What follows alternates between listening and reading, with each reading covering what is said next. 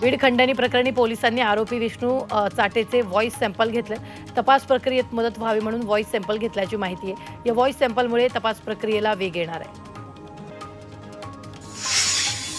बीड प्रकरणावर खासदार निलेश लंकेंनी प्रतिक्रिया दिली। वाल्मिक कराड जर धनंजय मुंडेचा एकदम जीवाभावाचा कार्य करताय तर त्यांनी नैतिकता म्हणून राजीनामा द्यावा असं निलेश लंकेंनी म्हटलं।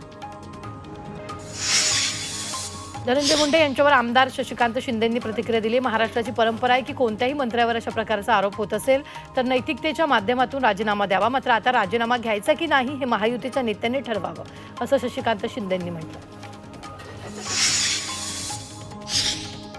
ओबीसी नेत्यांनी उपमुख्यमंत्री अजित पवार यांची मंत्रालयात भेट घेतली। संतोष देशमुख हत्येप्रकरणी जे आरोपी असतील त्यांना शिक्षा झाली पाहिजे, मात्र धनंजय मुंडे यांच्यावर कोणतेही आरोप सिद्ध झाले नसताना त्यांचा राजीनामा घेऊ नये अशी विनंती ओबीसी नेत्यांनी अजित पवारांकडे केली आहे। संभाजीनगरमध्ये ओबीसी समाजाच्या वतीनं आंदोलन करण्यात आलं। या देशमुख हत्याप्रकरणी धनंजय मुंडेंना टार्गेट करणं बंद करावं अशी मागणी करण्यात आली।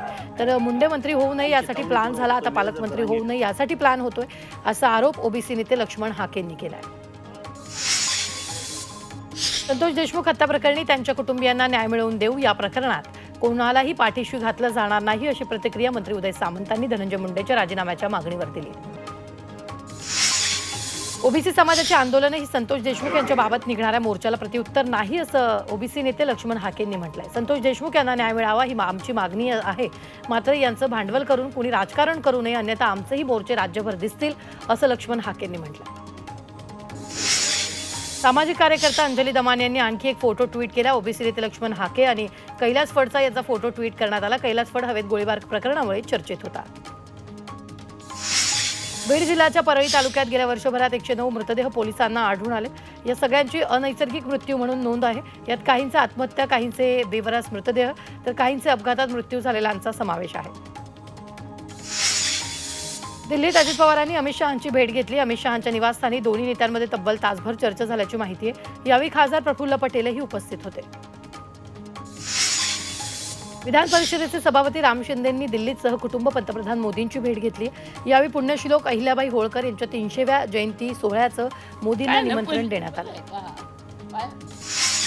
पालकमंत्री पदावरून उद्योगमंत्री उदय सामंत यांनी स्पष्टीकरण दिले। पालकमंत्री पद जाहीर करणं हे मुख्यमंत्री आणि उपमुख्यमंत्री यांच्या अधिकारात आहे, यावर तेच बोलू शकतात, तर तिन्ही नेते लवकरच समन्वयानं पालकमंत्री जाहीर करतील असं सामंतांनी सांगितलं। मनसेचा महायुतीत समावेश होण्याच्या चर्चावर मंत्री संजय शिरसाट यांनी प्रतिक्रिया दिली।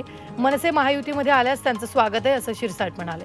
तर महापालिका निवडणुकीपूर्वी युती झाल्यास तरच युती टिकेल असंही शिरसाट म्हणाले। महापालिकेच्या निवडणुका मनसे महायुतीसोबत लढवणार का यावर उदय सामंतांनी प्रतिक्रिया दिली। मनसेबाबत निर्णय घेण्याचा अधिकार आमच्या पक्षाकडून एकनाथ शिंदेंना आहे, यावर तेच निर्णय घेतील असं सामंतांनी सांगितलं।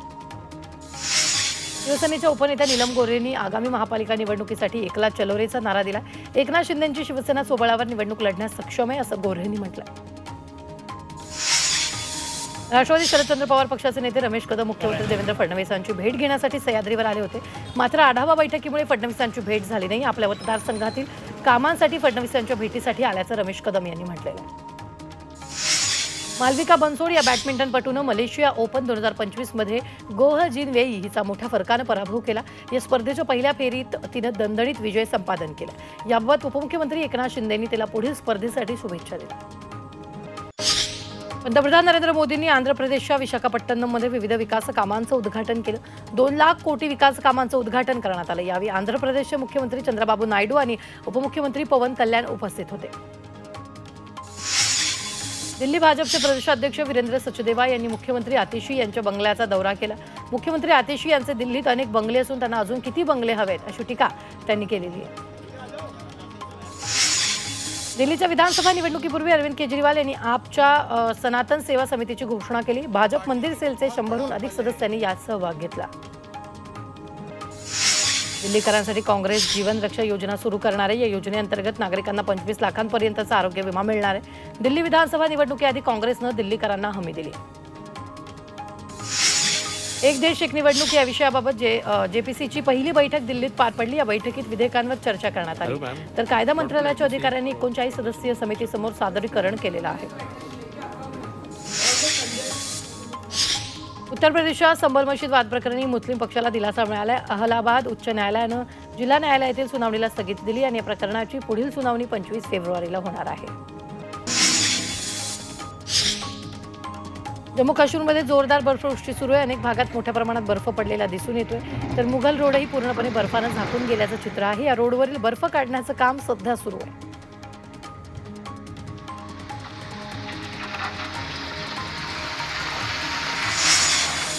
सध्या देशातील डोंगराळ भागात मुसळधार बर्फवृष्टी होते, त्यामुळे रस्त्यावर बर्फाचा थर जमा झालाय. नागरिकांकडून बर्फ हटवण्याचं काम सुरू आहे. याचे अनेक फोटो सोशल मीडियावर सध्या व्हायरल होत आहेत. सध्या ग्रीनलँडचा थंड प्रदेश राजकीय बातम्यांमुळे तापत चाललेला आहे. ग्रीनलँड हा अमेरिकेचा पुढचा अलास्का होणार की काय, अशी चर्चा सुरू झाली आहे.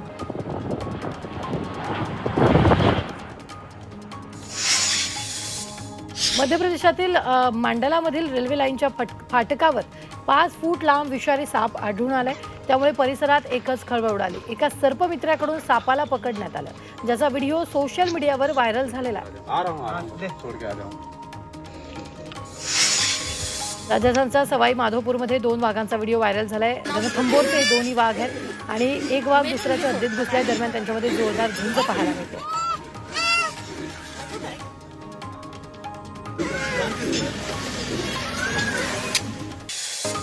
रोहिंग्यांना मालेगावात जन्म प्रमाणपत्र देण्याच्या प्रकरणी गृह विभागानं एसआयटी गठीत केली आहे. नाशिक डीआयजीच्या अध्यक्षतेखाली एसआयटीची स्थापना करण्यात आली. एसआयटीमध्ये नाशिक विभागीय सह आयुक्त, अतिरिक्त जिल्हाधिकारी, अतिरिक्त पोलीस अधीक्षक या 4 सदस्यांचा समावेश आहे. साताऱ्यातील राजवाडा बस स्थानक आवारात बेवारस स्थितीत सापडलेल्या बॅगमध्ये बॉम्ब असल्याच्या चर्चेनंतर एकच गोंधळ उडाला आणि या ठिकाणी तात्काळ सातारा पोलीस प्रशासनाकडून बॉम्ब निकामी करण्यात आला. ही प्रात्यक्षिक असल्याचं समजल्यानंतर नागरिकांनी सुटकेचा निश्वास सोडला. मुंबईतील किंग सर्कल रेल्वे पुलाचा काही भाग कोसळलाय. सुदैवानं या घटनेत कोणतीही दुखापत झालेली नाही. सोलापूर जिल्ह्यातील स्काउट अँड गाईडचे 1,45,000 विद्यार्थी अद्यापही गणवेशापासून वंचित आहेत. समग्र शिक्षण अभियान आणि राज्य सरकारकडून 1ली ते 8वी पर्यंतच्या विद्यार्थ्यांना वर्षाला 2 गणवेश देण्यात येतात. आतापर्यंत केवळ 43,000 गणवेश देण्यात आले, त्यामुळे लवकर गणवेश देण्यात यावेत अशी मागणी शिक्षण संघटनेनं केली आहे. धाराशिवमध्ये तुळजाभवानीच्या शाकंभरी नवरात्रीचा आज दुसरा दिवस आहे. या निमित्तानं तुळजाभवानीची विशेष रथ अलंकार महापूजा करण्यात आली. देवीला शिवकालीन दागिन्यांनी मढवण्यात आलं. आख्यायिकेनुसार सूर्यदेवानं तुळजाभवानीला त्रिलोक भ्रमणासाठी रथ दिला होता, त्यामुळं ही रथ अलंकार पूजा होते. गडचिरोलीमध्ये सुरजागड परिसरात आदिवासी दैवतांची ठाकूरदेव यात्रा संपन्न झाली. यावेळी यात्रेला हजारो आदिवासींची उपस्थिती होती. बदलापूरच्या किशोर पाटील यांची आंतरराष्ट्रीय खो खो स्पर्धेत पंच म्हणून निवड झाली. ठाणे जिल्ह्यातून निवड होणारे ते एकमेव पंच आहेत. 13 जानेवारीपासून दिल्ली इथं सुरू होणाऱ्या आंतरराष्ट्रीय खो खो स्पर्धेसाठी किशोर पाटलांची निवड झाली. भुसावळ रेल्वे विभागाकडून रेल्वे क्रीडा मैदानावर सिंथेटिक ट्रक उभारण्यात आला. याचं राज्यपालांच्या हस्ते उद्घाटन करण्यात आले. या उद्घाटन सोहळ्याला वस्त्रोद्योग मंत्री संजय सावकारे यांच्यासह मध्य रेल्वेचे वरिष्ठ अधिकारी उपस्थित होते.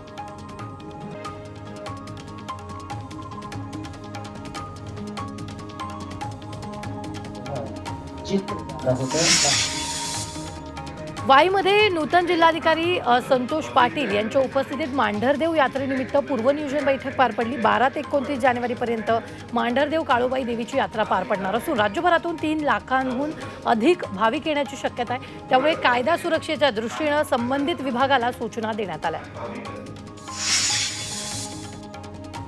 HMPVवर राज्याचे आरोग्यमंत्री प्रकाश आंबेडकरांनी प्रतिक्रिया दिली. सातत्यानं काम सुरू आहे. 24 तास आरोग्य यंत्रणा कार्यरत आहे, तर या संदर्भात योग्य त्या सूचना दिल्या जात असल्याची माहिती आंबेडकरांनी दिली आहे.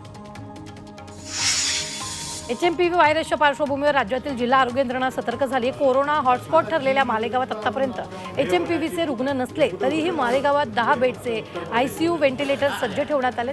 सतर्क राहण्याचं आवाहन मालेगाव शासकीय सामान्य रुग्णालयाकडून करण्यात आलं.